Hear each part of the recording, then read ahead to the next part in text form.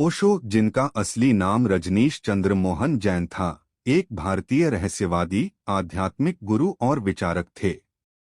वे 20वीं सदी के सबसे प्रभावशाली और विवादास्पद आध्यात्मिक नेताओं में से एक माने जाते हैं। उनका जन्म 11 दिसंबर 1931 को मध्य प्रदेश के कुचवाड़ा गांव में हुआ था और उन्होंने 19 जनवरी 1990 को पुणे में अंतिम सांस ली। ओशो के प्रमुख विचार: धर्म और परंपरा पर सवाल। वे संगठित धर्मों और परंपरागत आस्थाओं के आलोचक थे। स्वतंत्र सोच और ध्यान। उन्होंने ध्यान को जीवन का सबसे महत्वपूर्ण हिस्सा बताया और इसे आधुनिक शैली में प्रस्तुत किया, जिसे डायनामिक मेडिटेशन कहा जाता है।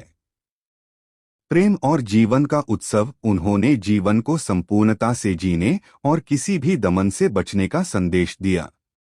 अध्यात्म और विज्ञान का संगम। वे आधुनिक विज्ञान और अध्यात्म को साथ लेकर चलने की वकालत करते थे। विवाद और प्रसिद्धि। 1970 के दशक में उन्होंने पुणे में ओशो आश्रम स्थापित किया, जो दुनिया भर के लोगों के लिए ध्यान और आत्मजागृति का केंद्र बना। 1980 के दशक में वे अमेरिका गए और वहां ओरेगन में रजनीशपुरम नामक कम्यून बसाया, लेकिन कानूनी विवादों के कारण उन्हें अमेरिका छोड़ना पड़ा। उनके खुले विचार, विशेष रूप से यौन स्वतंत्रता, धन और भोगविलास पर दिए गए बयान, पारंपरिक समाज के लिए चुनौतीपूर्ण थे। प्रमुख पुस्तकें। ओशो ने हजारों प्रवचन दिए, जो बाद में किताबों के रूप में प्रकाशित हुए। कुछ प्रसिद्ध पुस्तकें हैं: संभोग से समाधि की ओर, मुझे राम नहीं, राम का राज चाहिए, जीवन का रहस्य, creativity, unlocking your inner potential.